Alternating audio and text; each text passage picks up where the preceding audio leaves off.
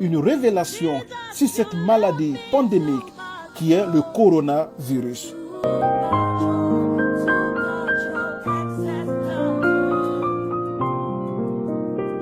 À présent, la question la plus importante demeure de savoir pourquoi le nombre de la bête est le 666 ou bien le 666.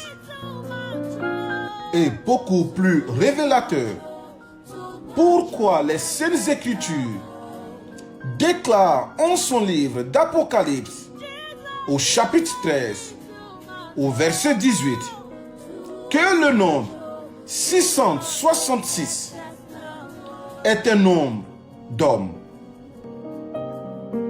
D'abord, faisons remarquer que le chiffre 6 est le chiffre de l'homme et que le nombre de la bête 666 est composé du chiffre 6 et cela 3 fois.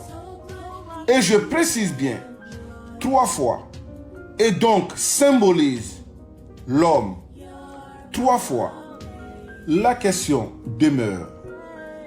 Quels sont donc ces 3 hommes que représente le nombre de la bête 666?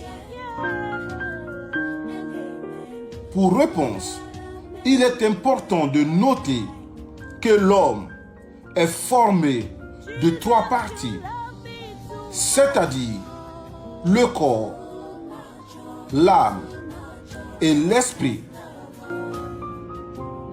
Juste une petite parenthèse et une exhortation.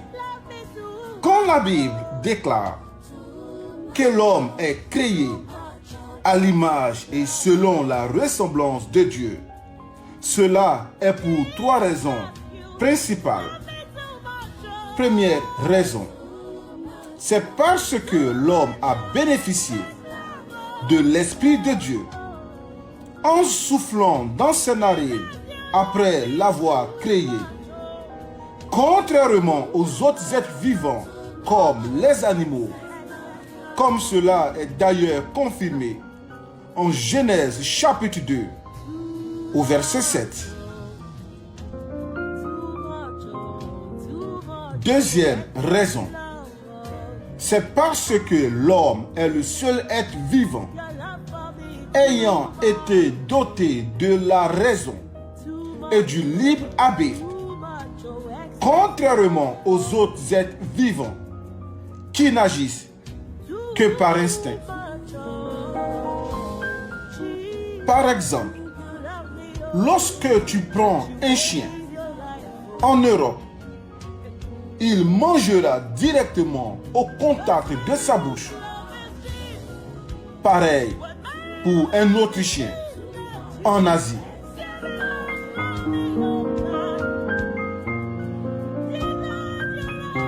Mais en ce qui concerne l'homme doté de la raison et du libre arbitre, un homme mangera avec une cuillère en Europe, tandis qu'un autre mangera peut-être avec des pincettes en Asie.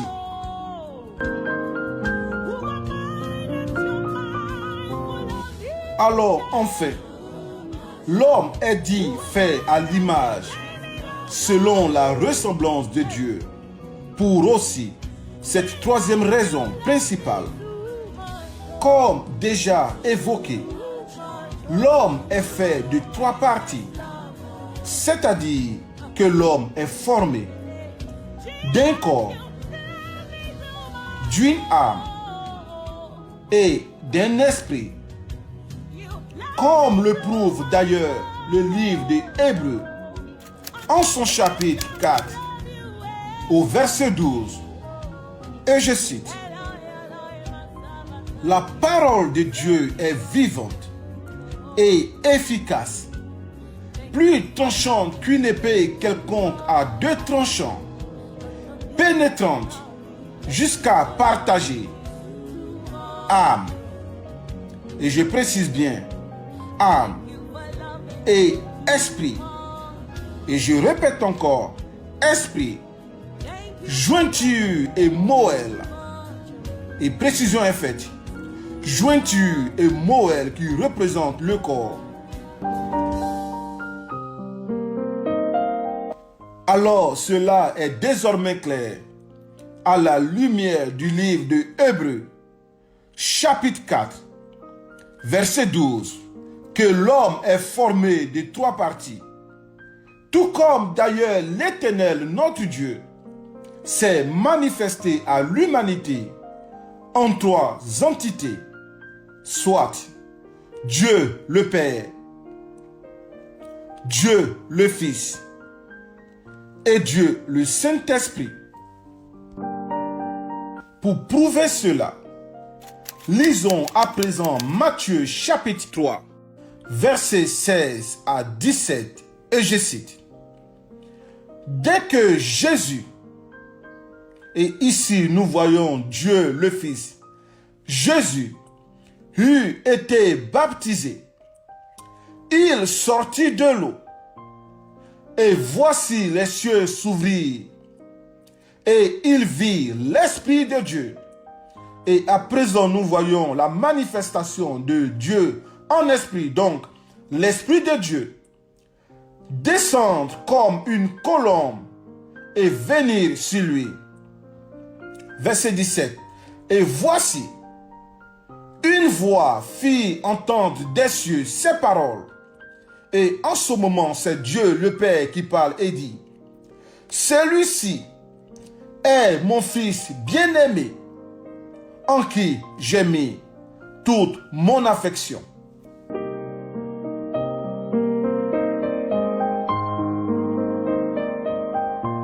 Une autre preuve de cette réalité biblique se trouve dans le livre de Genèse, en son chapitre 1, les versets 1 à 3, et je cite.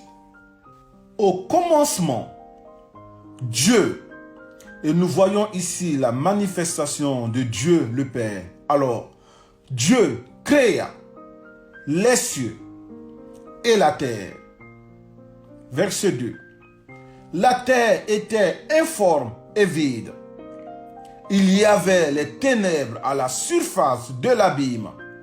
Et l'Esprit de Dieu, et nous voyons à présent la manifestation de Dieu, l'Esprit Saint. Alors, l'Esprit de Dieu se mouvait au-dessus des eaux. Verset 3. Dieu dit. Alors, voyons dans le verbe dire la parole. Dieu dit.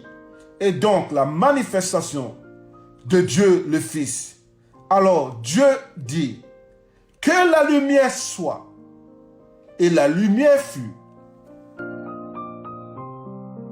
Mais ce passage biblique de Genèse chapitre 1, du verset 1 à 3, peut être encore plus élucidé en complémentarité avec le livre de Jean chapitre 1, verset 1. Et je cite. Au commencement était la parole qui symbolise Dieu le Fils. Alors, au commencement était la parole. La parole était avec Dieu. Et je précise bien, la parole était avec Dieu. Ce qui explique d'ailleurs pourquoi en Genèse chapitre 1, verset 3, la Bible dit, Dieu dit. Alors, le verbe dit qui symbolise la parole.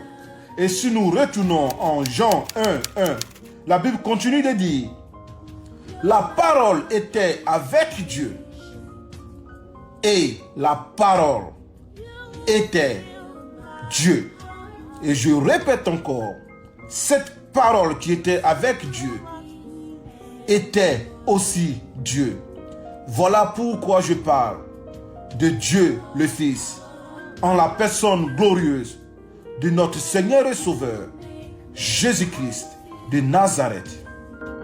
Comment cela pouvait en être autrement, puisque le même livre de Jean chapitre 1 en son verset 14, précise bien, et je cite, et la parole a été faite chair, et elle a habité parmi nous, pleine de grâce et de vérité, et nous avons contemplé sa gloire, une gloire comme la gloire du Fils unique, venu du Père.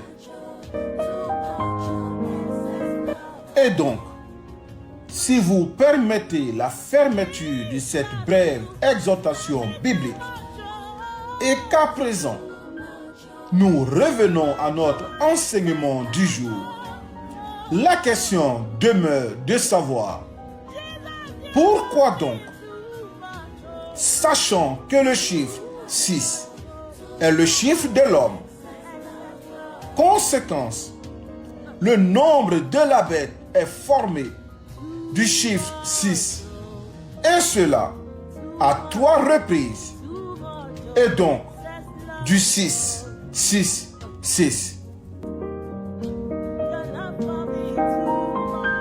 La réponse est simple. Le premier 6, représentant le corps de l'homme, traduit comment Satan cherche à détruire l'homme qui vit selon la chair par les convoitises charnelles, la vie de péché et d'iniquité qui entraîne malheureusement l'âme à la mort éternelle dans les flammes horribles de la géhenne.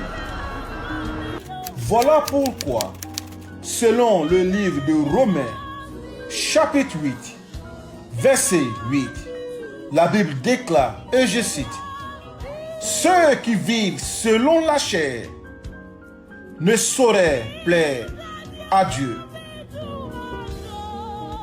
Ensuite, le deuxième 6 représente l'esprit de l'homme et traduit comment Satan cherche à détruire l'homme spirituel en l'éloignant de l'Éternel, son Dieu créateur, et en l'emmenant avec ruse à adorer la créature au lieu du Créateur, et en le trompant à adorer la création au lieu du Créateur.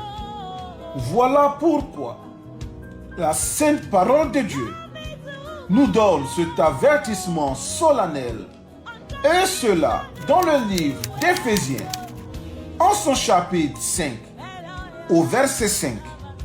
Et je cite, « Sachez-le bien, aucun impudique ou impur ou cupide, c'est-à-dire idolâtre, et je répète, idolâtre, n'a d'héritage dans le royaume de Christ et de Dieu. »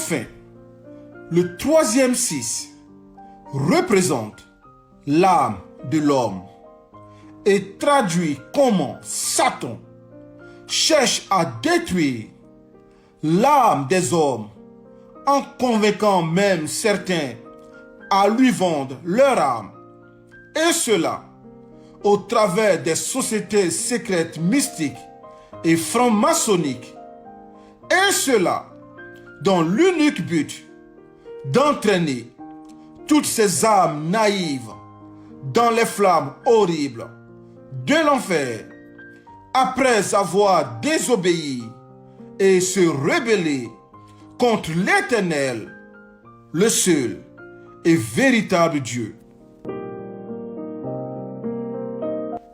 Voilà pourquoi toute œuvre destructrice du diable porte la signature satanique du nombre de la bête 666.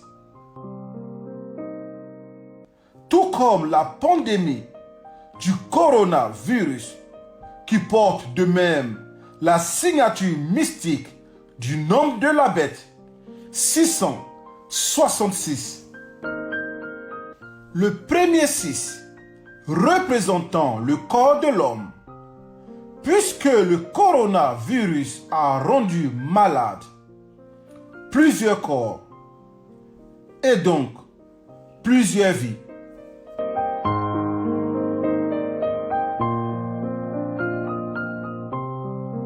Le deuxième 6 représentant l'esprit de l'homme, puisque le coronavirus a sémé malheureusement un esprit de peur dans l'esprit de tous ceux qui n'étaient pas affermis dans la foi en notre Seigneur de gloire, Jésus-Christ de Nazareth.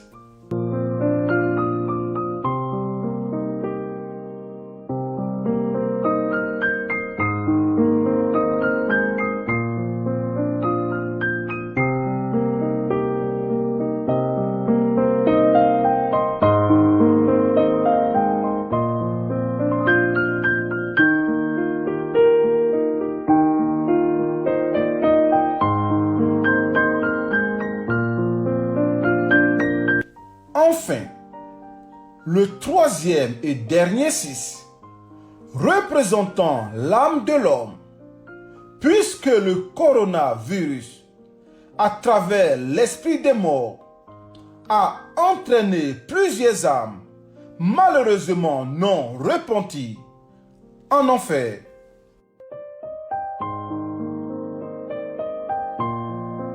Mais selon vous, combien d'entre toutes ces victimes malheureusement décédées avaient confié leur vie au Seigneur Jésus-Christ avant leur mort? Et pire, combien d'âmes se sont vues précipitées en enfer, et cela à cause du manque de repentance avant leur mort?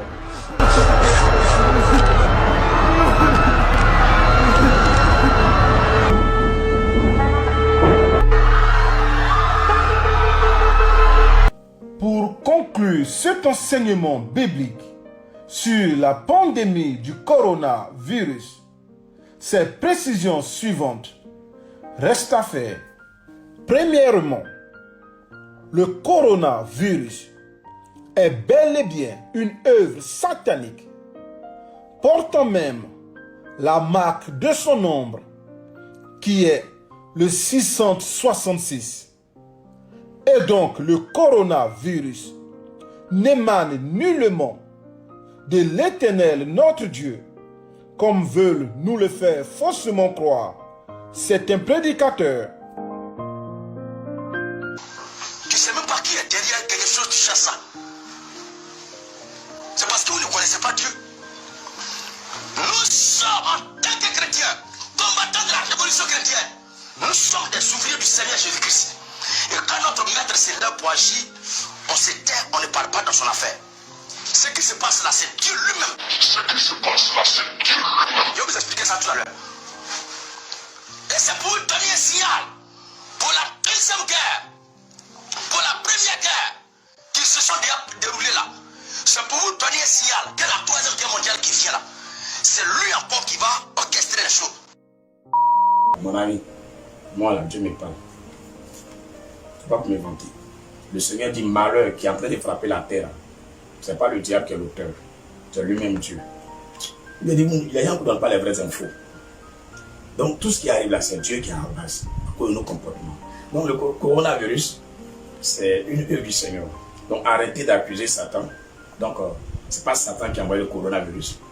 Satan peut aussi tellement te faire le connerie, on met tout sur toi. Et toutes les épidémies qui existent sur la terre ont une source occulte, c'est-à-dire sont liées à la franc-maçonnerie. N'oubliez jamais ça. N'oubliez jamais ça. Toutes les épidémies qui existent sur la terre ont une source occulte, c'est-à-dire sont liées à la franc-maçonnerie. N'oubliez jamais ça. N'oubliez jamais ça. Deuxièmement, en tant que chrétiens, nous ne devons pas craindre le diable et toute œuvre satanique injectée dans ce monde, mais cependant, garder une foi ferme en l'Éternel notre Dieu par notre Seigneur Jésus-Christ, puisque selon 1 Jean chapitre 5, verset 4, la sainte parole de Dieu déclare, et je cite, « Tout ce qui est né de Dieu triomphe du monde. Et la victoire qui triomphe du monde, c'est notre foi. »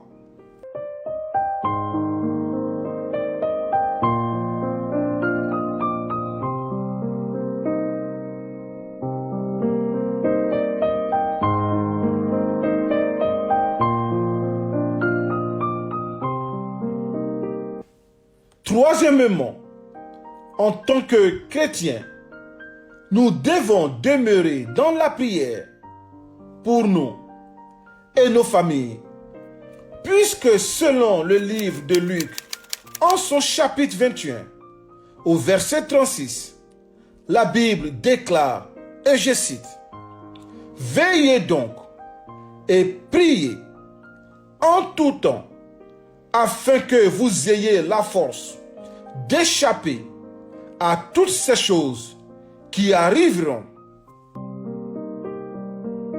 Quatrièmement, nous devons aussi intercéder pour les autres et non pas être égoïstes et ne penser uniquement qu'à nous et nos familles respectives, puisque selon le livre de Matthieu, en son chapitre 5, au verset 14, le chrétien est la lumière de ce monde.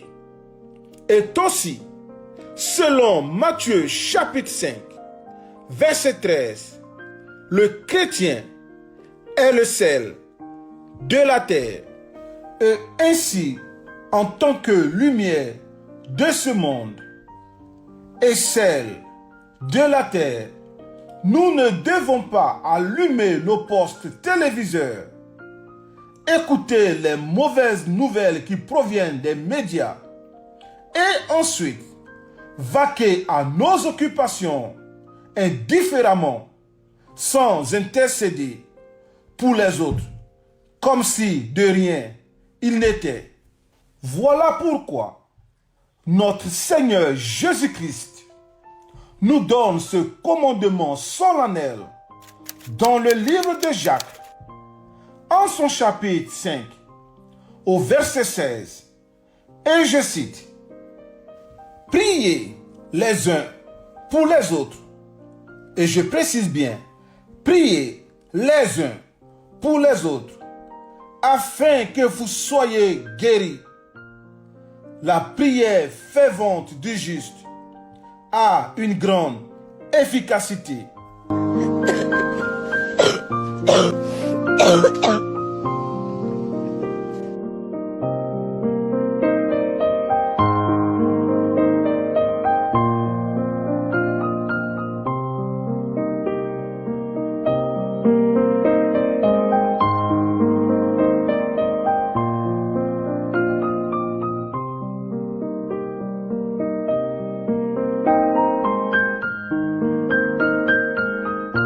Mais une remarque très pertinente reste à faire.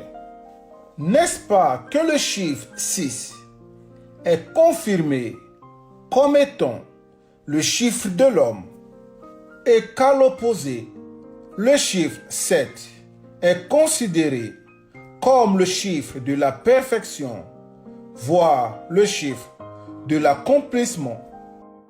Ainsi, en considérant à présent le nombre de la bête, qui est le 666, si nous multiplions ce nombre démoniaque qui est le 666, et cela par le chiffre de la perfection, qui est le chiffre 7, cela nous donne le résultat du nombre 4662, alors que la valeur numérique 4662 étant composée des chiffres 4, 6, 6 et 2.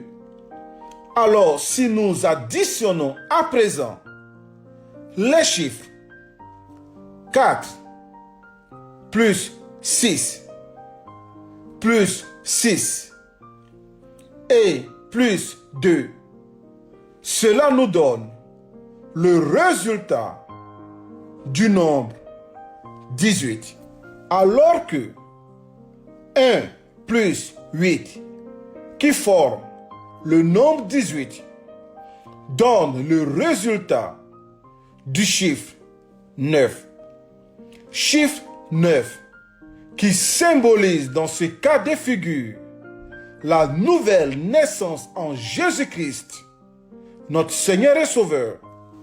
Ainsi, ce qui revient à dire que du pécheur que nous étions, symbolisé ici par le nombre de la bête, qui est le 666, si nous appliquons la perfection de notre Seigneur Jésus-Christ, et si nous confessons l'accomplissement de sa mission messianique à la croix, en lui confiant tout simplement notre vie et en mettant notre foi en lui, la bonne nouvelle est que nous devenons une nouvelle créature en Jésus-Christ et donc des enfants bien-aimés, réconciliés d'avec l'Éternel notre Dieu par le sang précieux de son Fils, Jésus-Christ.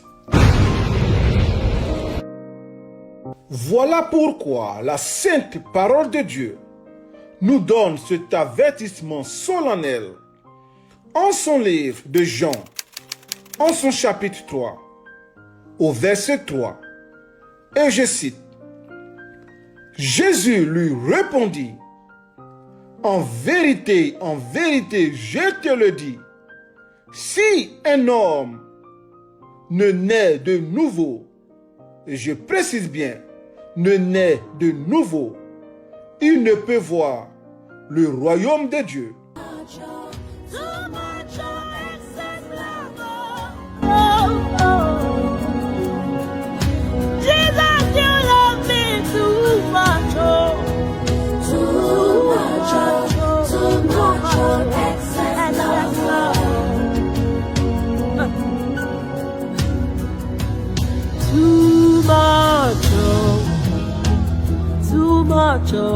Too much, oh, excess love. Your love for me, too much, oh, too much, oh, excess love.